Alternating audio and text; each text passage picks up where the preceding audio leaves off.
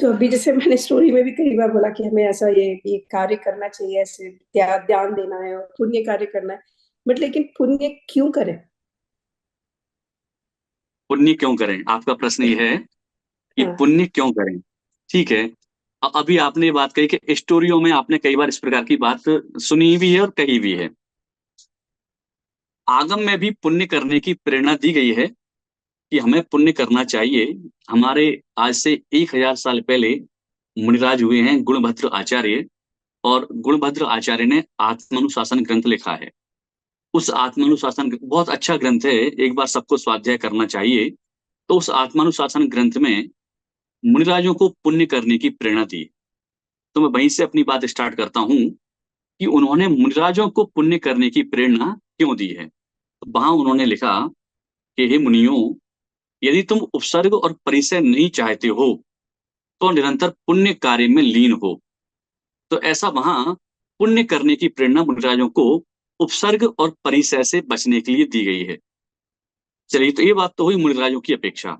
अब हम पुण्य क्यों करें। अच्छा, हम पुण्य करें उसके पहले इतना और समझ लें कि पुण्य का अर्थ क्या होता है।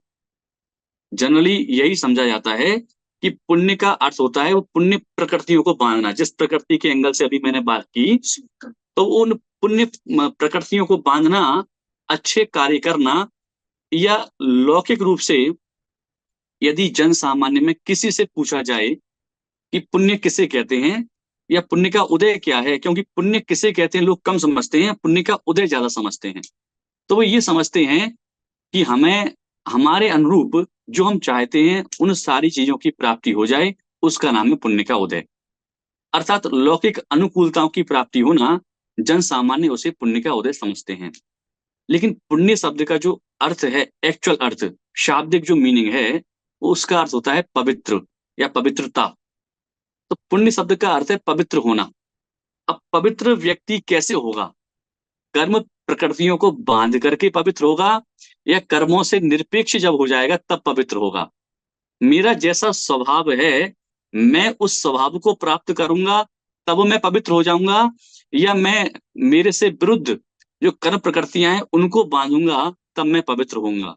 तो एक्चुअल में तो मैं अपने स्वभाव को जब प्राप्त करूंगा, अभी मैं विभाव रूप परिणमन कर रहा हूं, तो ये विभाव रूप परिणमन छूटेगा और मैं अपने स्वभाव को प्राप्त करूंगा, तब मैं वास्तव में पवित्र होऊंगा।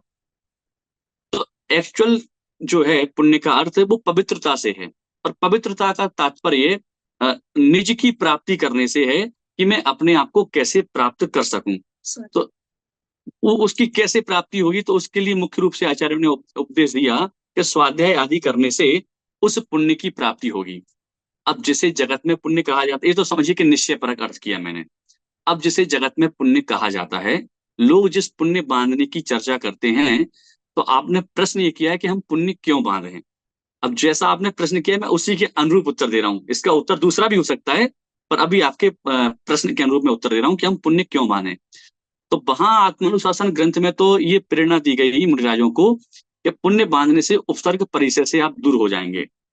हम पुण्य इसलिए बांध हैं या बांध सकते हैं कि पुण्य बांधने के दो उद्देश्य हो सकते हैं। जैसे मान लीजिए, एक पहले मैं उदाहरण दूं कि मैं धर्म कार्य करना चाहता हूं, या कोई व्यक्ति धर्म कार्य करना चाहता है, लेकिन उसके पास इतनी अनुकूलता नहीं है कि अपने परिवार का भरण पोषण करने का समय निकालना, घर कुटुंब परिवार को देखना, इन सब के बाद उसके पास समय ही नहीं मिलता है। और किसी की मान लीजिए आर्थिक स्थिति और भी कमजोर है। अब मैं इसको आर्थिक स्थिति के एंगल से ले रहा हूं कि आर्थिक स्थिति बहुत कमजोर है अथवा शारीरिक स्थिति बहुत कमजोर है, तो फिर वह स्वाध्याय, व्रत, संयम, नियम, तपस्या, ये सारे के सारे कार्य नहीं कर पाएगा। लेकिन यदि मान लीजिए हमारे पुण्य का उदय है, तो पुण्य के उदय में हम ये सारे के सारे कार्य कर सकते हैं। मैं मोक्ष मार्ग की अपेक्षा ही कथन कर रहा हूँ। लौकिक सुख सुविधाओं को प्राप्त करने के लिए पुण्य बांधने की तो बात ही नहीं है। अच्छा, मोक्ष की प्राप्ति पुण्य और पाप से परे है। लेकिन मोक्ष मार्ग जो है, गृहस्थ अवस्था की अपेक्षा मैं बात कर रहा हूँ, क्योंकि इसमें क्या है कि लोग एक ही बात को अनेक अपेक्षाओं से ग्रहण कर सकते हैं, और स्वच्छंद भी हो सकते हैं। इसलिए मैं एक एक विवक्षा इसमें क्लियर कर रहा हूँ कि मोक्ष मार्ग जो है उस मोक्ष मार्ग में गृहस्थ अवस्था में कुछ पुण्य का अपना स्थान है। कैसे पुण्य का स्थान है? कि यदि हमें शारीरिक अनुकूलता चाहिए, क्योंकि यदि शारीरिक प्रतिकूलता अधिक हो तो हम स्वाध्याय अधिक नहीं कर सकते। तो शारीरिक के साथ में हमें आर्थिक अनुकूलता भी चाहिए, क्योंकि कई लोग ऐसे हैं जो सुबह से घर से निकल जाते हैं, देर रात तक घर लौटते हैं, दिन भर अपने कार्यों में लगे रहते हैं, तो वे स्वाध्याय अधिक नहीं कर सकते हैं। इसके साथ में यदि शारीरिक अनुकूलता, आर्थिक अनुकूलता, सामाजिक अनुकूलता भी चाहिए। हम जिस स्थान पर रह रहे हैं वहां हमारे आसपास का ऐसा माहौल है कि हमें साधन सुलभ होने के बाद भी, मान लीजिए जैसे मैं, हमारा एक मंदिर है पास में और उसके पीछे कच्ची बस्ती है। अब हम लोग यहाँ मंदिर में पूजन करने बैठे, वहां वो लोग लड़ रहे हैं। तो कई बार ऐसा, जहां हम रह रहे हैं वहां परिकर ऐसा हो कि लोगों के जो है क्रोध आदि का ही वातावरण बना रहता हो, तो फिर कई बार उपयोग स्थिर नहीं हो पाता है। इसलिए मुनिराज एकांत में रहते हैं, जंगल में रहते हैं। तो हमें जो इन सारी की सारी अनुकूलताओं की प्राप्ति मोक्ष मार्ग के लिए करनी है, तो उसके लिए पुण्य बांधना भी जरूरी है। क्योंकि यदि हमने इन सारी अनुकूलताओं की प्राप्त, चाहते तो सब हैं। अच्छा, ये तो मैंने मोक्ष मार्ग की अपेक्षा बात की। संसार मार्ग में भी सभी अनुकूलता चाहते हैं, लेकिन अनुकूलता चाहने के बाद भी करते निरंतर पाप का बंध है। एक श्लोक आता है, उसका अर्थ मैं आपको बता रहा हूं कि प्रत्येक जीव चाहता तो पुण्य का उदय है और प्रति समय बंद करता है पाप का। तो अब जब पाप का बंद करता है तो पुण्य का उदय कैसे प्राप्त हो सकता है? या गुरुदेव श्री के शब्दों में कहूं कि लहसुन खाएं और कस्तूरी की डकार आए, ऐसा कैसे हो सकता है? तो ऐसे ही हम मोक्ष मार्ग के लिए, धर्म करने के लिए जितने भी प्रकार की अनुकूलताएं चाहते हैं, तो वे अनुकूलताएं बिना पुण्य उदय के नहीं मिल सकती हैं।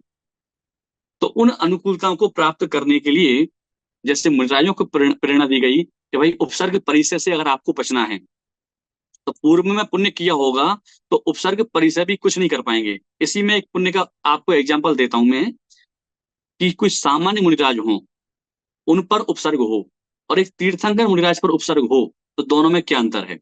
तो दोनों में अंतर ये है कि सामान्य मुनिराज पर उपसर्ग होगा तो उनके ऊपर कोई पत्थर फेंकेगा तो मुनिराज की बॉडी को टच करेगा, उससे उनको हानि होगी। पीड़ा अंतर में हो नहीं हो एक अलग बात है, लेकिन हानि होगी। सियालनी खाएगी तो पैर को खा लेगी वो। लेकिन तीर्थंकरों पर जो उपसर्ग होता है, तो वह उपसर्ग उनकी बॉडी को टच नहीं करता है।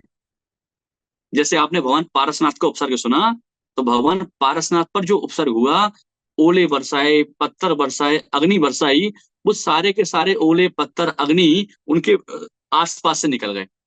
उनकी बॉडी को उन ओले पत्थरों ने टच नहीं किया। तो ये किसका उदय? ये तीर्थंकर नामक जो महान पुण्य प्रकृति बांधी थी, उसका ही उदय है। तो इस प्रकार से पुण्य इसलिए हम बांधे कि पुण्य बांधने से भी लौकिक अनुकूलताएं हमें प्राप्त होती हैं, और लौकिक अनुकूलता प्राप्त होने पर हम चाहें तो उन लौकिक, क्योंकि लौकिक अनुकूलताएं तो कई लोगों को प्राप्त हुई हैं, लेकिन लौकिक अनुकूलताओं की प्राप्ति होने पर हम चाहें तो उन अनुकूलताओं को अपना करके हम अपने मोक्ष मार्ग में, धर्म ध्यान में अपने उपयोग को, अपने समय को लगा सकते हैं। तो इसलिए लौकिक अनुकूलताओं को प्राप्त करने के लिए अथवा मोक्ष मार्ग पर आगे बढ़ने के लिए, यथार्थ ज्ञान के लिए हम इस पुण्य को बांधें, तो इसमें कोई अतिशयोक्ति नहीं है। और इसमें एक विशेष बात यह है कि अब हम पुण्य को बांधें कैसे? तो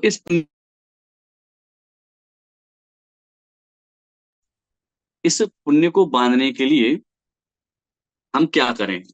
तो सामान्यतः हम सब जानते हैं, स्वाध्याय, व्रत, नियम, पूजन, ये सब करने से हम पुण्य बांध सकते हैं। पुण्य का बंध भी होता है। लेकिन एक्चुअल में वो चाहे पुण्य हो और वो चाहे पाप हो, इन दोनों का संबंध हमारे भावों से है, हमारे परिणामों से है।